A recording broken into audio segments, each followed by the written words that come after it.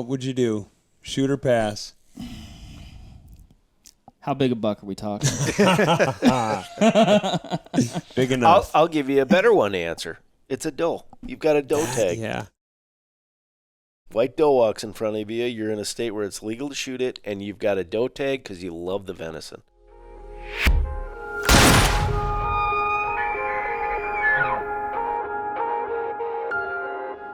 All right, what is up, everybody? Joined by Mr. Kevin Wallenfang, Mr. Jeffrey Pritzl, both of the Wisconsin DNR, and my good friend Erik Barber, formerly of the Wisconsin DNR. Currently at Vortex. Currently at Vortex, yes. I thought that was maybe implied, perhaps. Yep. You've been on the podcast a number of times. Thank you, Mark. It was in my heart of hearts. It was implied. Yep. Now we're reporting live, at least live to us, Kevin, from your place in the great state of Wisconsin. Not our first time. No. We've been here before. We recorded a really cool podcast, one of my favorites, actually, I will say, on the Wisconsin elk herd, which is a project that you worked on for a number of years. I've got the title right here. It was Wisconsinites can now ask the question, did you draw your elk tag? Episode number 26, Kevin. We weren't even videoing episodes then. That was 5 years ago. Yeah, a lot has changed. A lot has changed. Good stuff. What hasn't changed is if you were to ask me that question, no, I haven't drawn my Wisconsin elk tag I haven't yet. either. So really cool podcast. Like I said, episode 26. You won't be able to watch it, but you can listen to it. And Very good episode, worth a listen. it was. I put that in my kind of like my unsung heroes of episodes. Yep. It's it's a good one. It's a good one. Gentlemen, if you don't mind, Kevin, since I've been talking about you, tell us a little bit about yourself, a little refresher since it's been a few years, and what you're doing at the DNR these days. Well, let's see. A lot of water under the bridge in the last few years. So Jeff has actually replaced me. I stepped out of the big game position. Once we got, elk in the state and the season going, Yeah, your job was mission done there. accomplished. My job is done here. Move on. I took a job that I now manage the CWD processing center. So anybody out there that gets a deer tested for CWD comes through my facility, and we do what we need to do to make sure you get a good test result on that. And I'll let him tell you about himself. But Jeff is now the big game ecologist. So I'm out of there. Jeff came in behind me and is doing a way better job. So. Jeff, give us the update. What's going on? Yeah, so as Kevin said, so I'm probably 31 years in with my career with the department. Wow. So I was a field biologist. The way I like to say it, as I was a field biologist the first half of my career, and then I moved into a supervisory position for wildlife out of Green Bay in the northeast part of the state. And what came along with that position was a fair amount of involvement in the deer program. But in the first part of my career when I was a field biologist, I was also, I guess I'd describe myself as kind of a utility infielder. Whenever there was a vacancy down in central office with one of the staff specialists, whether it was deer or upland birds or waterfowl or even regs, I stepped in, and so I pinch hit in almost every position downtown, and enjoyed it, on an interim basis, and did one. Because he could always leave. Yeah. So, and I was the interim deer specialist between the positions that the prior person prior to Kevin, and then I got us through 1 year, and then Kevin came on, and even at that time they expected those positions had to operate from Madison, and that just wasn't in the cards for me. And so Sure. Even though they kind of were asking about, hey, do you want to do this? And once I found out Kevin was interested, I'm like, you've got your guy. I'm happy doing what I'm doing. So, Kevin did that for a number of years, and as he explained, accomplished his mission with the elk program. And then when he moved on, things had changed to where they recognized you don't have to be in headquarters to do some of these jobs. COVID helped. And so they said, if you want, the deer positions open again, it's something I've always had an interest in, and not so much from the deer. I'm not a deer biologist or specialist, I'm much more interested and fascinated in the human dimensions of deer hunting and the interactions with the policy process, and which is what that position really gets pulled into. And I was playing with that in my previous positions. And so when they said, you can do this from the Green Bay area, I said, all right, now we're talking. And I'll finish out my career. So I stepped away from my supervisory position, which was kind of an unusual change. And so I said I entered the third half of my career now to work with the deer program to hopefully shepherd through some changes that we see coming in the next couple of years. And then I can say I accomplished my mission. Cool. Awesome. Fantastic. Can I do mine over? Because, I was trying to keep it short. And never mind. Let's move on. If Jim was here, Jim would say, there's no do-overs. There's no do-overs. Yeah, that's what Jim would say. I don't want to do-over. We'll go with Jim's protocol. Yep. The topic we're going to tackle today is one that I've been thinking about. It's been on my mind actually for a number of years. Yep. And frankly, I was worried that it would be extremely difficult to find somebody to, talk candidly about it. Number one, educated, and then candidly about it. And that's, hunting albino deer. Why? Or why not? And getting, like I said, some folks on here to talk about it from an educated scientific perspective, and just kind of, and like you said, you were talking about the human elements that are at play and things like that. So it's definitely an interesting, dichotomy, if you will, how some states, do allow it, some states don't, and I guess the why behind, both those decisions. So yeah, excited to chat about that. So, I guess, first and foremost, what makes an albino deer? Why do we see this in the environment in some instances? Sure. Well, of course, lots of species can fall into the category of albino. It's a genetic mutation that interferes with the ability for the body to produce melanin, and so in the absence of that pigment, that's where an albino.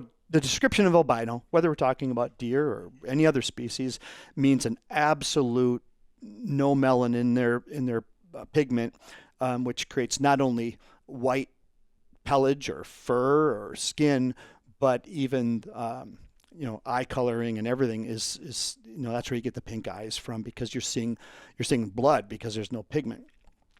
But that's actually a really rare genetic mutation, and a lot of the critters are actually not officially albino. They're what's called leucistic. So leucism, the Latin word for white just means that's a partial interference with pigmentation, and that's actually more common. And a lot of our deer are probably fall in that category of being leucistic, not technically albino, but the reality is from a distance you're not going to tell the difference. Sure. And so we just describe them as white deer. And then you get a version of leucism where you get that blotchy pattern in a deer, which is referred to as piebald deer. They've got some brown pelage and some white pelage. And so in Wisconsin, anyhow, the way it was defined is that, totally white deer are protected. If they have brown fur and fall into the category of piebald, they're not protected. And that's just the way the policy was developed in Wisconsin. And as you were saying earlier, go from state to state, and it's a little bit different. So. Yeah. And Jeff, how long has that policy been in place? Because, man, as long as I can remember, growing up, my family would always go up. We had a place in Vilas County, and we had white deer around the cabin, and it was always like a treat when you would see that. It was always something that we would look forward to.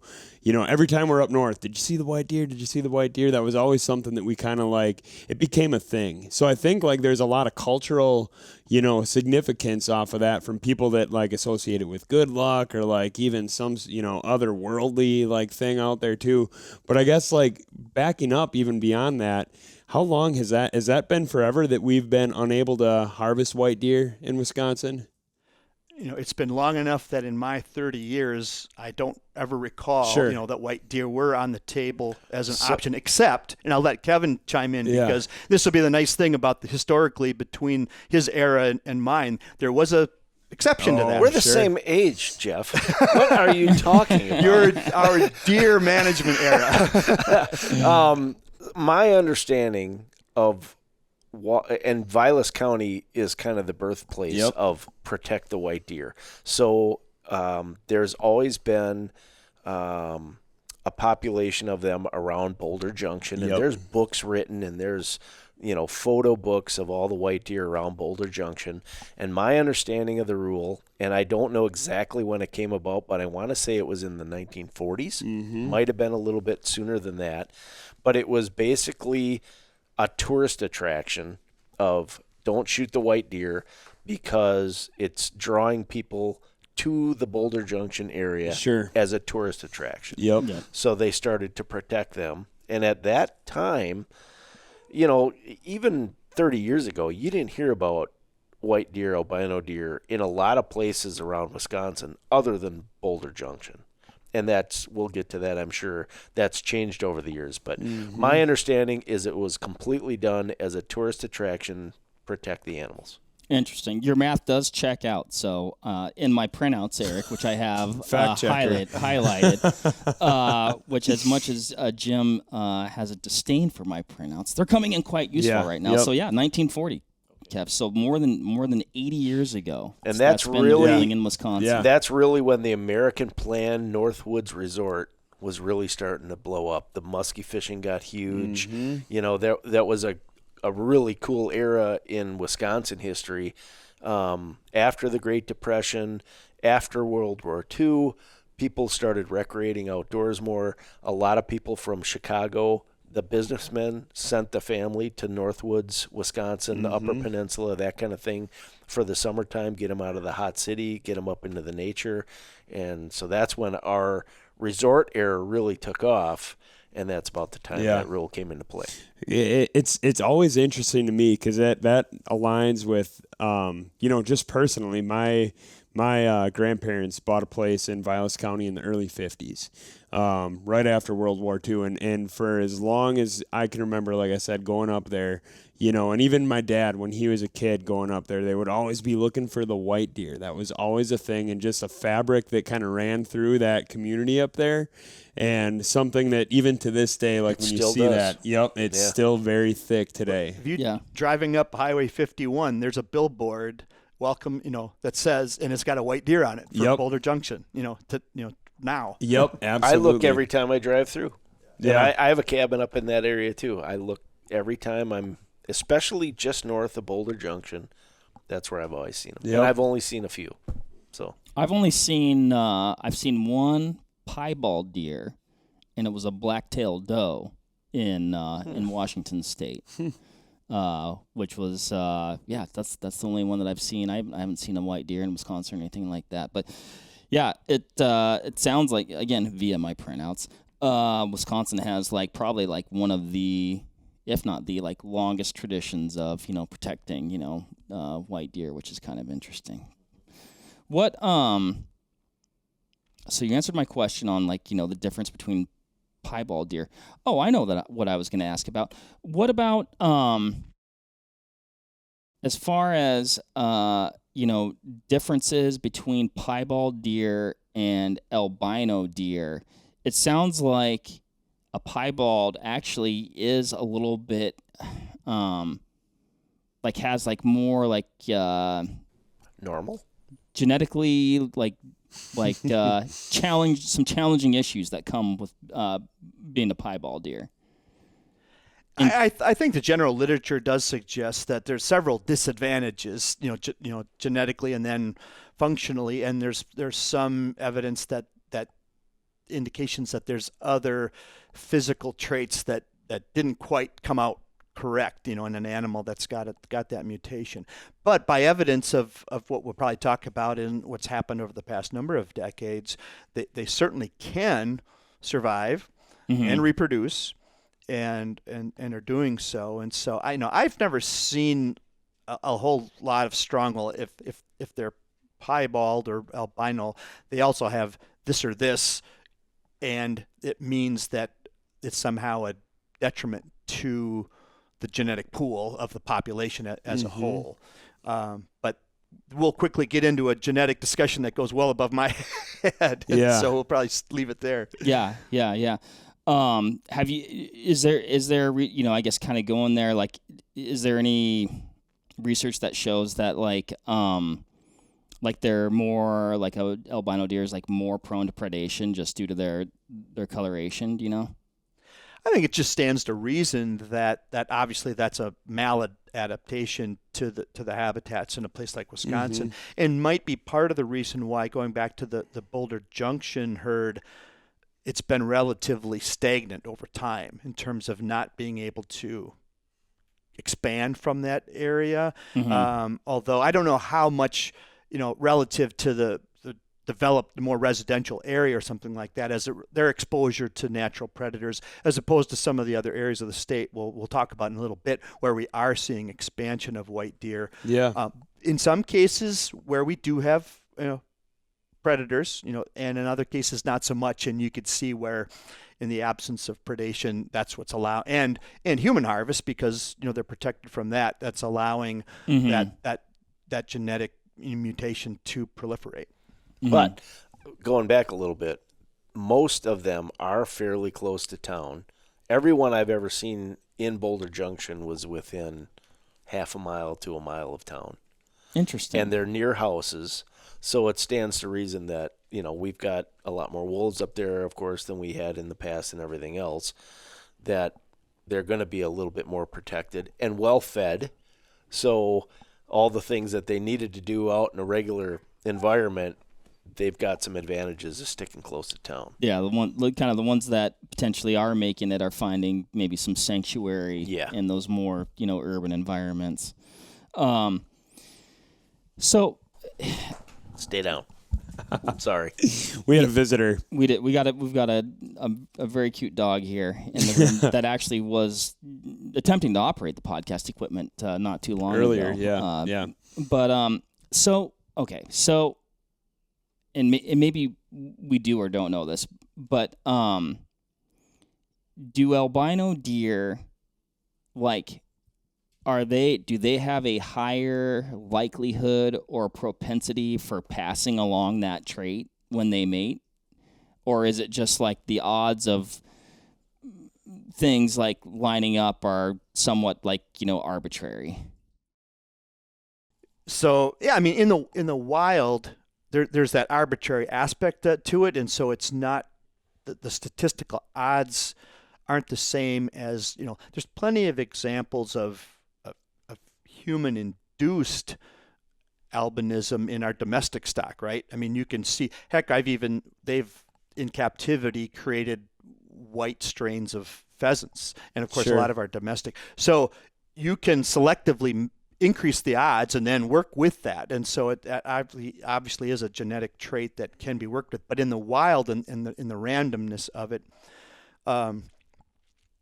obviously not as likely to happen. But I think if we look at the history of Wisconsin deer from the 40s to now, the mere fact that we've got 2 million deer walking around in the state simply increases the statistical chance of these genetic mutations to exist. Yeah. You're just replicating the potential that many more times. Yeah.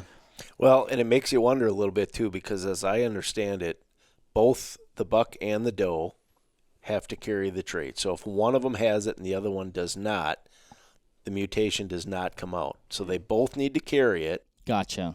But then at the same time, it makes you wonder, in a small community like Boulder Junction, is there inbreeding going on? Is there, somewhere along the line, there's got to be cousins with cousins or something, know. I mean, think about it in terms of a Labrador Retriever breeder trying to maximize the throwing yellow pups, right? Something like that. They've got you've got a black female that has a higher propensity to throw yellow pups because of, again, she's not displaying it, but she's got it in her genes. When you match her up with the right sire, it works. Sure.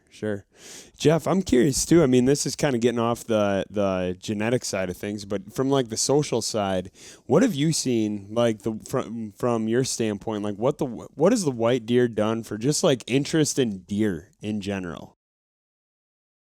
Yeah, so there's a couple of different stories playing out in Wisconsin, and we kind of talked about the Boulder Junction one, which is kind of the foundation of it. But over time, we've had some other concentrations of white deer develop, and in a different landscape where tourism isn't really the big draw, it changes the dynamic a little bit. But so in one case, the story goes, and this goes a little bit before my time, but it was a situation where some captive white deer were being held for attraction. But this was in East Central Wisconsin at a gas station, convenience store type of a pet, and they had a petting zoo on the side. Naturally. As the story goes, the white deer escaped. And so they've had white deer in that neighborhood now for decades, actually. And for quite a few times over the course of my career, because that was the area of the state I worked in, it was a pretty isolated, it was literally a couple of sections, a couple of square miles. And you could regularly go for a drive in the evening and say, oh yeah, and you're probably going to see some of the white deer. And it was so that kept it at a novelty level, except for those couple of landowners that owned that land right there, and they were deer hunters. And as they watched this over the years and saw a few, and they were like, it's getting to the point where half the deer I might see this evening are white. And that they do the math in their head and go, that's decreasing my opportunities to fill my deer tag. And as they saw that slowly trending, they're visioning the future of, well, how far is this going to go to the point where is it negatively impacting my hunting experience? And so, or my crops or whatever, sure, they're protected. Yeah. Yeah. So we were watching that kind of with interest, but there was, pretty isolated situation. And then about 10 years later, we started getting similar reports in central Wisconsin. And that area, it seemed to grow a little faster and of more interest in a little larger area. But then the same thing started to develop where landowners were saying, I've watched this over the last decade grow to the point where I'm concerned what the next decade is going to bring if we continue to have this. And so now there was I mentioned it earlier, and we really didn't get into it. There was a short window, and Kevin would know more of the specifics, when white deer, the protection was lifted in a core CWD management zone, where the goal was, we want deer harvested and sampled, and we don't want to provide that protection. I don't know if you want to go into that a little more, Kevin. Yeah, that was in the early 2000s, and they lifted the protection. But, the area that they were talking about, it's kind of surprising that anybody even thought about it, because there weren't a lot of albino deer in the southern part of the state that people were seeing at that point. But it really came to a head when that little window opened up. Those white deer were not protected, and I believe it was Richland County or Sauk County. There was a great big albino buck running around the neighborhood, and a guy shot it, and it blew the lid off. It brought the protectionist type folks out, the animal rights folks, and I don't even think they were necessarily animal rights people. They were, people that live out in the country. They understood the need for deer hunting and everything else, deer management. But this buck was a big buck, and he had been around for 4, 5, 6, 7 years. And he kind of became the neighborhood mascot kind of a thing. And then this guy got an opportunity, and the window was open, and he went ahead and he shot it. And then that started a real debate back and forth of getting that rule changed versus not getting the rule changed. Well, long story short, where it ended up is deer went back completely protected, and frankly, nobody wanted to touch it after that because it was just going to open a big can of worms. So, board members, legislator, whatever it was, nobody, we were ready to continue to talk about it, and they said, no, we're not touching this, don't waste your time. So that was kind of the end of it at that point.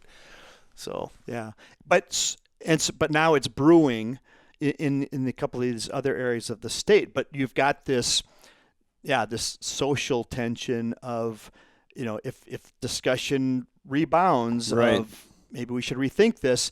The folks that are on the side of, protecting the white deer are watching and waiting for any talk of a rule change, and they'll get back in and be part of that public dialogue. And it would be it'd be a messy one. But one of the things to try to get a better handle, because it all revolves around the uniqueness or the novelty of these creatures. On one side. Yeah. On the one side, it revolves around that. But the guys that really want to get it allowed again, they don't care about the uniqueness of the deer. They're trying to manage their property, and they go out hunting at night, and they've got 10 deer standing in the field, and 9 of the 10 are white, and they can't shoot any of them. The deer are standing out there eating their crops or whatever it might be. So from the hunter's standpoint, it seems to me that it's quite legitimate of we want to manage our deer and we can't because they're all protected, and this is all we're seeing. And now you pick it up on the other side of they're waiting in the wings to jump all over this if it's legal again. So we wanted to, based on just how novel or unique is this, when Kevin was in the position, he initiated a public input survey of saying, hey, send us your white deer reports.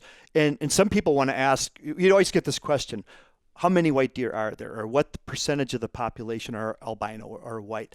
And in the end, it really doesn't matter. It's a small number, no matter how you slice it. And so the actual estimate of the numbers is not that significant. It's an interesting, from a curiosity standpoint, but the idea was just how unique are these white deer? And so there was a big campaign, informational campaign in 2020. Send us your reports of white deer. Where in the state do we have white deer? And we haven't reinvigorated or pushed that campaign, but even from the 2020 effort, we continue to get reports. And so where we're at as of today is we've got documentation of white deer in 26 counties in the state. So from the aspect of just how unique or rare, are these creatures, there you can find them in a fair number of. So we can do that. We can say, it's not like it's just the Boulder Junction population anymore.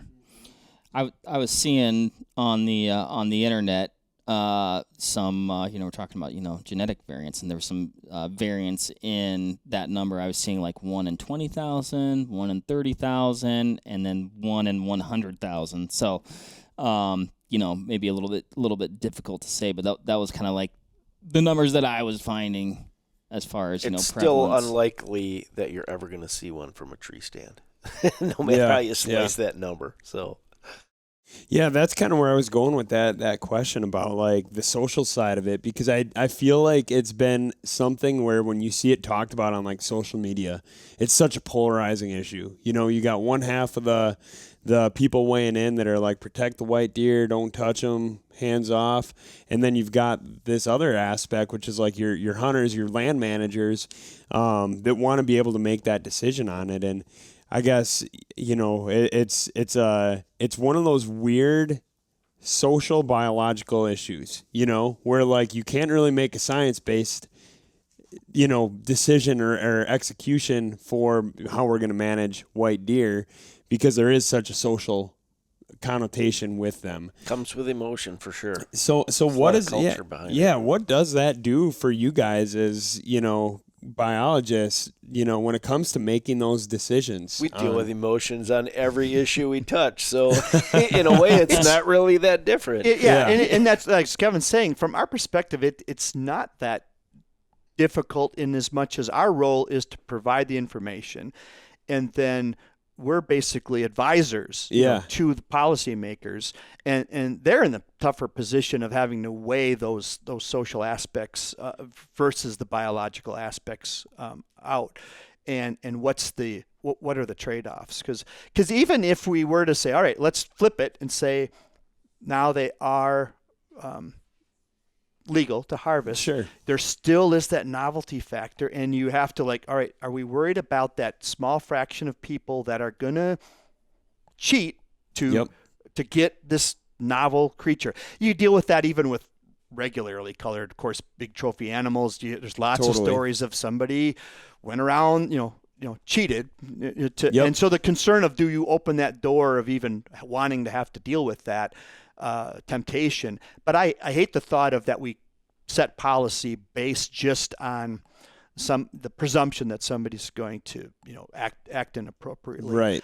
But so in one hand, I've got empathy for those landowners like Kevin was describing earlier, but I also am aware of the social side of how this would play out from a rulemaking standpoint. And so it's fascinating, which is why we're talking about it, right? Yeah, definitely. Yeah, I mean, it definitely seems like, in, certain states, Wisconsin's not the only state that prohibits the taking of, albino deer or all white deer. But the reasoning to me, and I guess, so I know where I fall personally in this conversation. To me, the reasoning seems to be based on emotion. Actually, I'm going to read. I'll read this. This is from a website, protectthewhitedeer.com. They sound not biased. And so it's like, why special treatment is necessary for white deer. Pure white deer, or even piebald deer, are not ordinary in any sense of the word. They are so rare and so beautiful, they stand out for their uniqueness to both the admirer and the hunter. The problem is, once they are killed, they are no longer around for other people to view and enjoy. One person with one shot can destroy what hundreds of other people might enjoy watching for years to come, and not only is a white deer lost, but all of its potential offspring as well. Which you might argue that's good or bad for a deer herd. That, I guess, in typical nature selects not for that trait. In the entire state of Wisconsin, there's an estimated 1.5 to 1, some of the stuff we other talked about. But again, like, the reasoning seems to be based on emotion and not, science and, in my opinion, sound wildlife management. Like, I'm not, I don't know. To me, they're just deer. But yet they're not wrong. So there is emotion in it, and it might not fall in line with deer management or managing a herd or whatever. But they aren't wrong in saying what one guy would shoot, they just took away from potentially hundreds of people to see it and go, "Oh my God, look at that." That is true. They are not wrong. That's where this gets messy. Because you could make the same argument for a normally colored, really nice double drop tine buck, right? Sure. It's a very unique animal, draws attention. Yep. And then is it acceptable or not to remove that animal from the population? Hey, what was the lion that came out of the national park in Africa? Cecil. Cecil got killed. Cecil was killed perfectly legally.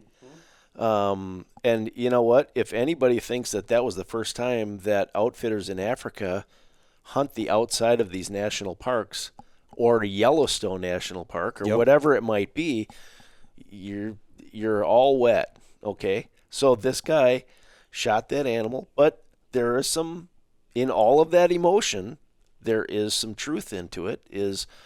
Was that animal worth more than the $40,000? I'm not saying he was right or wrong in doing it, okay? Right. But he spent $50,000 to do it. They probably didn't lose any tourism dollars, but think of the hundreds of people that have seen that animal that caused the big stir after he was dead, made this man into a criminal. But there's some truth in all of that. You can't ignore the emotions that actually go into wildlife management. And like I said, there is nothing in wildlife management that we don't deal with human emotions. We can sit here and talk about, do you want antler point restrictions or no antler point restrictions? More doe tags, fewer doe tags.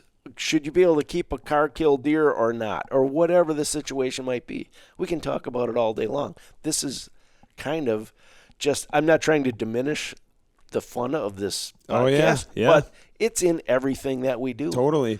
So, and I think that quite the buzzkill, Kevin. I'm not trying to kill the buzz, I love it. but it's in everything that we do. I love it because I think that is the most underrated aspect of this whole conversation is, like, to your point, in wildlife management, on surface level, you see wildlife management, manage wild animals. The thing not pictured there is as it relates to the human population. Mm-hmm.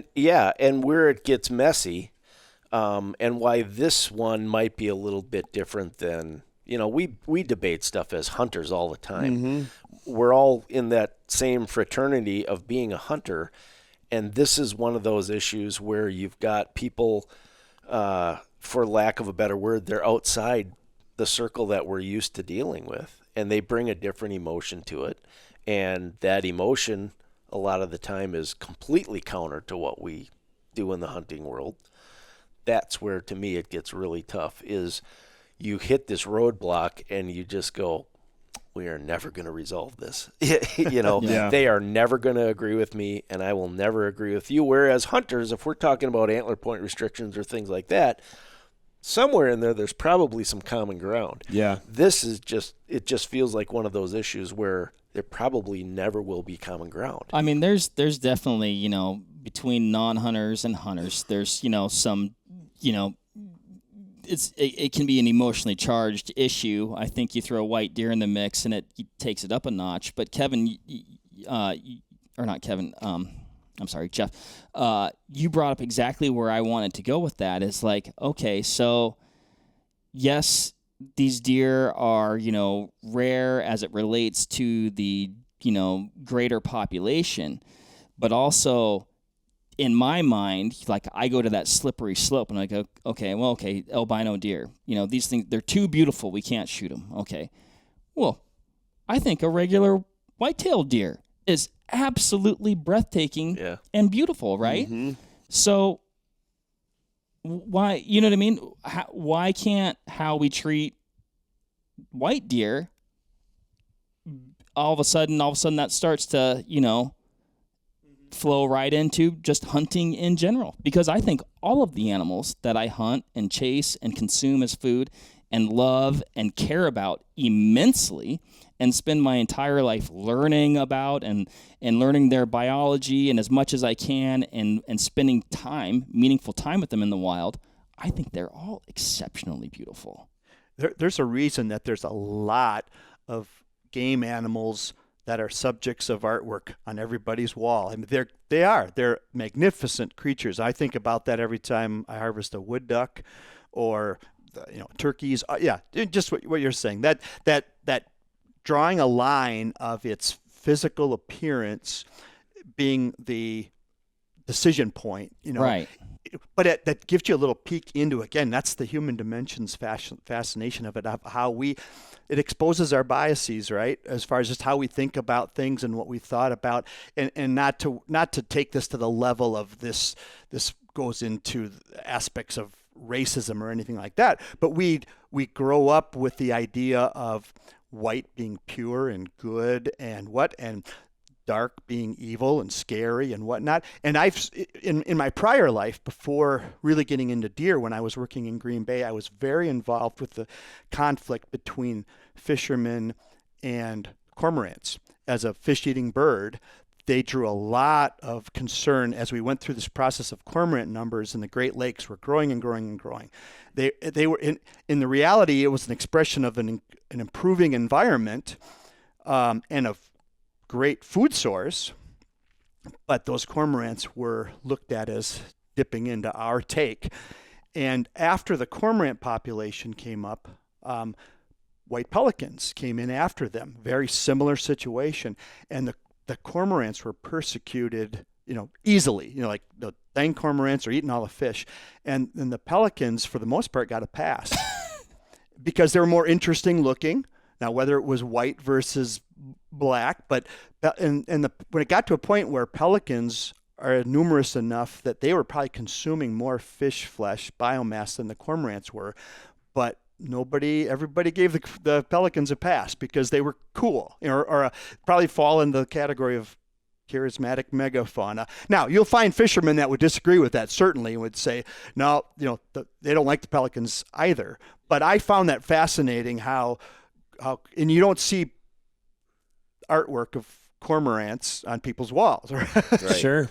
Yeah. But early on too, they were unique. Like a white deer is unique. It's special just because it's not something you see every day. So now you can go out fishing on Lake Michigan and see a string of 100 pelicans go over, and you don't really think much of it. But 30 years ago, you saw a pelican and went, wow, look at that. Right. Yeah. Right. That's pretty neat. And you do bring up, like, pelicans are more, mean, they're more cartoonish. They're more, they're depicted more often in, you could say, like a Disney style movie or something like that. And so I think people do develop a greater emotional connection to animals that are often depicted in that manner.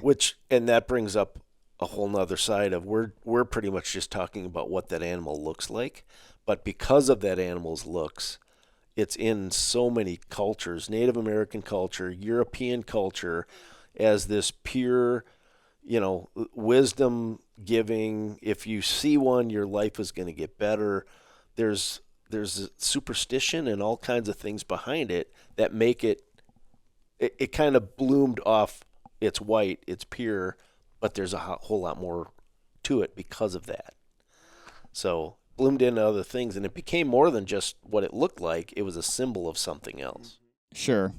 Yeah. I mean, it definitely has, for some people, like I guess you could say, like almost like a spiritual meaning to it. Yeah, it's been so romanticized that people care so deeply about it. I mean, it's well ingrained in many cultures. Yep. I mean, you look at our kids have all seen Harry Potter, right? So there's the scene of the big white glowing stag at the end of the pond.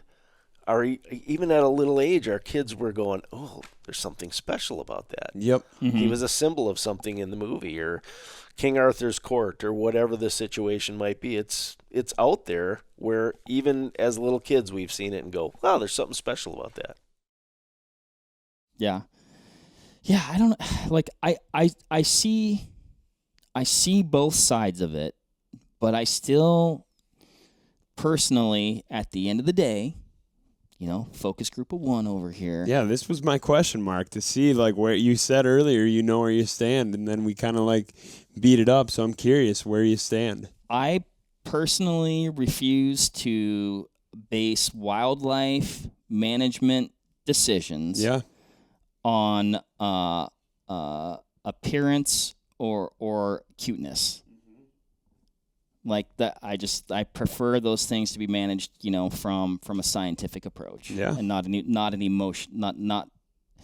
I am not for managing wildlife based on emotion. Right. Yep. That's where I'm at, and that's fair.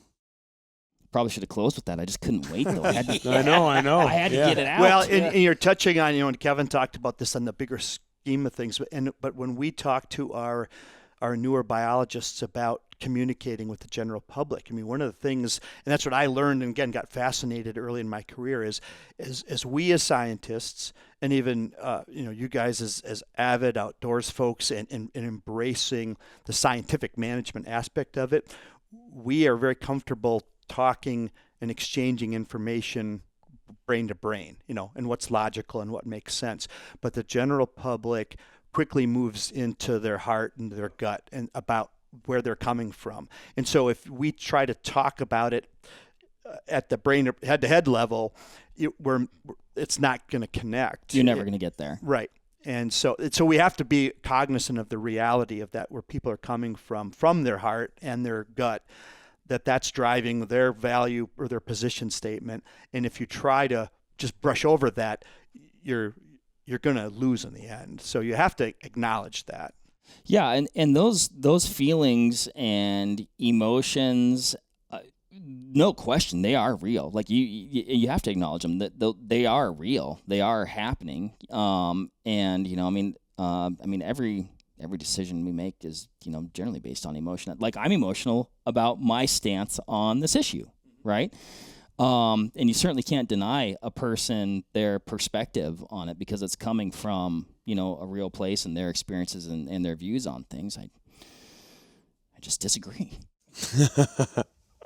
Well, had 1940 never happened and that population got going and got recognized up north, would we be in the same policy position as our neighbors to the east and west? Michigan and Minnesota do not protect white deer. And never have, and because of that, those populations never. I don't know what the rate of every once in a while somebody sees and gets a white deer, but because they're exposed to all forms of mortality, including human harvest, it's never had a chance to even become an issue.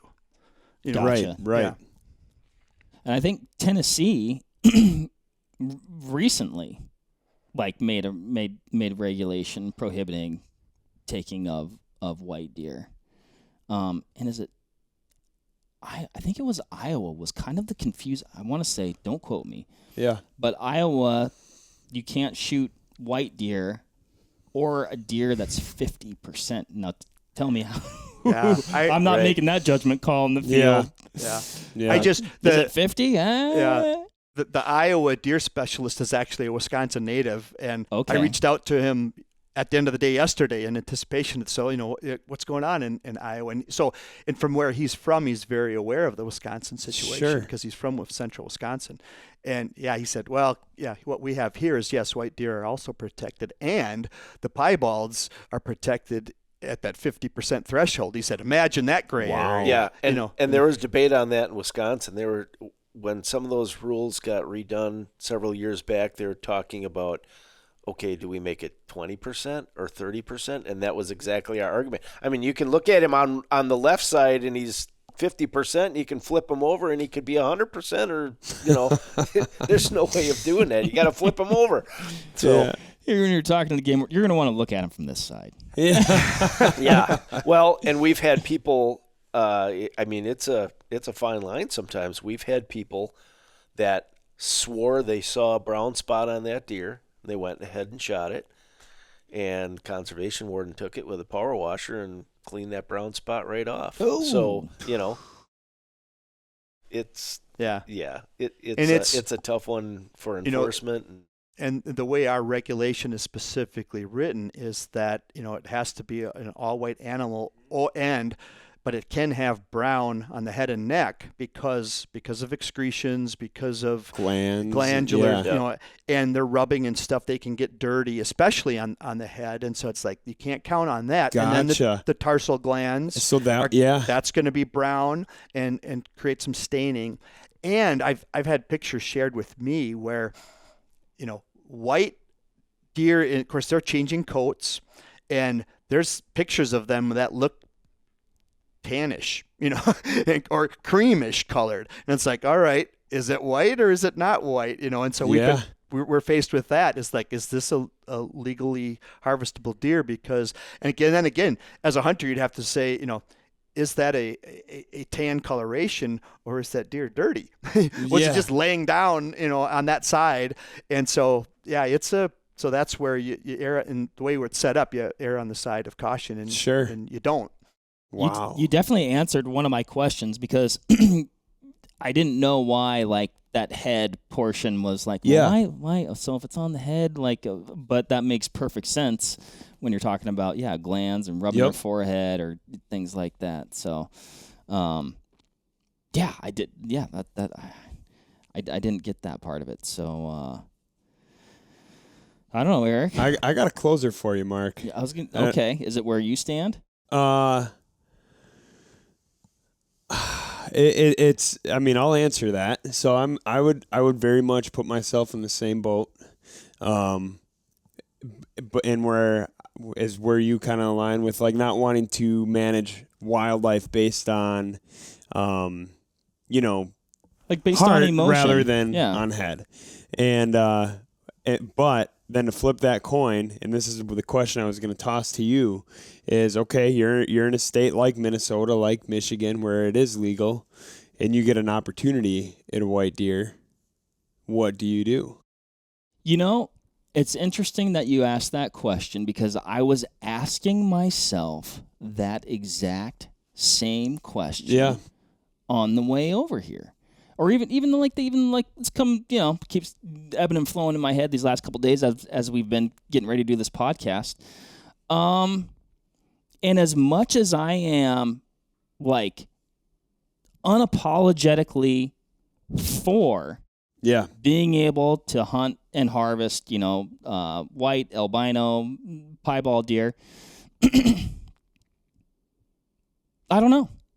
Like, I don't know if I'd be like, oh, that thing's pretty cool. Or if I'd be like, and actually, and possibly what's also weighing in on that in my decision is the backlash that you might receive. Absolutely. Backlash. I mean, there's people receiving death threats. Yep. You know what I mean? It's like, golly, what do I want to deal with in my daily life? I certainly wouldn't post it on social media if I shot one. No way. Yep. Which is unfortunate. You know what I mean? Because why should I be not proud of like a really positive experience that I had outside? Yeah. Like if that's how I felt about that, right? Why should I be, made to feel unsafe or ashamed or threatened or like I did something bad when it was well within the law, right? Yeah. And what you're talking about, we see it at the department. You guys see it too on social media. Somebody shoots a young woman a few years ago shot a reddish colored black bear in Wisconsin. She was very proud of it. She got lambasted on the social media. Yeah. She showed a unique critter.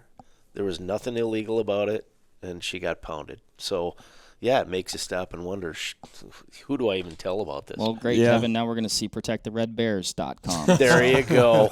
Exactly. That's my goal is just get them all. Stir the pot. Stir the pot. Yeah. But right, I mean, like my goodness, like a young girl getting outside, enjoying nature, hunting, participating in one of our oldest, most valued traditions, learning about nature, being involved, and then just getting persecuted. Yep. For doing so, that could affect the trajectory of her life. Yeah. I mean, I don't know. The question remains unanswered. What would you do? Shoot or pass? How big a buck are we talking? Big enough. I'll give you a better one to answer. It's a doe. You've got a doe tag. Yeah. White doe walks in front of you. You're in a state where it's legal to shoot it, and you've got a doe tag because you love the venison. I don't like. Is it white meat or dark meat on those albino deer? Okay, we haven't cut past the skin. Now you've piqued my curiosity. Well, yeah. What's your goal of shooting that deer in the end? Is it a great big buck, or are you out on a meat hunt? That's going to affect. To me, that affects your decision. Oh yeah. Maybe. I am. The deer is walking away. You need to make a decision. I mean, I would say like without probably the public sentiment backlash, I'd be like, yeah, I'm going to shoot this deer. It's really cool. Like I love bear hunting, right? Yeah. Like Kevin just brought up color-phased bears. I think color-phased bears are like one of the Very coolest cool, things in the world. Like I would be like overjoyed to shoot, like a cinnamon or like a bear like that. So I think actually it is the not wanting to deal with that public sentiment component of potentially somebody finding out. Like I said, only my closest friends would get to see it. Yeah. Sure. Sure. So I think I would shoot it. And honestly, it's the hassle that's and the backlash that's detracting from me making that decision. Yeah. Yep. Yeah, I mean, I know I'd shoot it. Yeah. But I wouldn't post about it. Yeah. Imagine the challenge. I mean, we talk about with any game harvest, if you're going to share a photo, which is a great part of the experience, to do so respectfully, make sure the tongue's not hanging out, and clean up, blood to the best you can so it doesn't look graphically, unpleasant to the non-hunter. Imagine how much harder that's to do with a white deer, with blood on it or that type of thing. But it just adds another layer of how is this gonna? I'll admit, this is got over 25 years ago. I was waterfowl hunting out in North Dakota, and in North Dakota you can harvest tundra swans. And so the first year I was out there as part of just a unique experience, I got a tundra swan tag and was successful in harvesting it. But I had been dropped off at my hunting spot and was to be picked up later. And so I was waiting on the side of the road to be picked up. And a vehicle came down the road, and I didn't recognize that it was my partner. And I was like, I don't want to be that person to see that I've got a swan in possession, because I suspected I might catch some grief for that. Sure. And tried to avoid it. Yeah. And reflecting afterwards, it turned out it was my partner, and he saw me stashing it, and he's like, "Were you ashamed of having shot that Tundra Swan?" And I was like, "No, it was a really cool experience, but I didn't want to deal with." You wanted to avoid a potential confrontation. And to me, there's a big difference between being ashamed of something versus I'm just going to avoid. Come on. We're all married. I mean, sometimes you just don't tell your wife things because you avoid the conflict, right? It's kind of the same thing. Do I really want to get into it with some old lady on the side of the road about what's laying dead in the ditch? No, I really don't. Yep. So. Yeah, you don't need to, like you said, have that negative interaction. I meant explain yourself. I meant no disrespect for your lady listeners out there. Yeah, they get it. They're probably thinking the same thing. They're thinking the same thing of their husband, I hope. You just avoid the conflict. Yep. Yeah. And sometimes that involves lying. No, just not exposing the truth. There's a difference there, too. Yeah. That's more like it. Yeah, there we go. I feel like we covered a lot of ground there, and it's interesting. I'm glad we dove in, because I was like, well, it took me a minute to figure out why I might not, and it really had nothing with it to do with it being like a white deer or some magical thing or whatever. It's didn't want to deal with the hassle. If you're listening, I'd love for people to share their thoughts. Yeah, let us know. Comment. Let us know what you would do in that situation. Because there's definitely hunters that are avid hunters, but would fall in the camp of no, you should not shoot a white deer. Yeah, absolutely. Which that's their prerogative. So I'd be curious for the listeners out there, like Erik said, let us know. What are your thoughts on this matter? What are the regulations in your state? Do you think they are good regulations? Do you think they should change? Would you or wouldn't you pull the trigger? We want to know. Anything else? Did we miss anything, gentlemen? Any important things as it pertains to the science behind the deer, the why or why not, season structures? Yeah. I mean, the emotions, and one thing, and you did point out, because the question I had was we just kind of wrap this, and now I keep going. I do this all the time. So, ending. People are used to it. Yeah, it's like an encore, Erik. Yeah. The people love it. Maybe not. I had a lighter. But I was always curious, if the decision was coming from a state's DNR, or if it was coming from somewhere else. And it sounds like you guys provide your recommendations, but then those decisions are actually made at a different level within the state. I imagine it's the same in a lot of states, but some of the policy is established in what's in state statute, and that's legislative, and it requires legislative action. But then there's another set of rules that are just what we refer to as administrative code or administrative rule, and that is usually under the purview of the commission. So in our case in Wisconsin, it's a natural resources board, and they call it something else in other states. But it's my understanding that the wording that protects white deer is in our administrative code, and so it wouldn't go into the realm of legislation. However, we've had plenty of examples where something like this boils up and it creates legislation. So, that's always a possibility. Yeah. And like I said, ours is kind of the point where nobody even wanted to touch it anymore. Just don't bring this to us because we're not going to act on it. Well, and it goes even just back to what we were talking about at the personal level. You know what? I don't even want to deal with it. Yep. So, which is unfortunate, right? But sometimes things, they just are what they are. So, like Erik said, though, are you or are you not pulling the trigger? Let us know. Hopefully you found this interesting. I know I did. And until next time, happy hunting and shooting. We'll catch you on the next one. Thanks, guys. Appreciate it. You bet. There you have it, folks. Thank you very much for listening. As usual, give this video a like if you liked it, comment something below, and give us a subscribe to the Vortex Nation podcast channel. It would mean a lot to us. Also, why don't you give us a follow over on Instagram while you're at it, at Vortex Nation Podcast. We'd love to hear from you over there, and we'll keep you updated with all kinds of cool photos and videos from our adventures that we do here. Otherwise, we will see you on the next one. Thank you again. Happy hunting and shooting, everybody. Have a good one.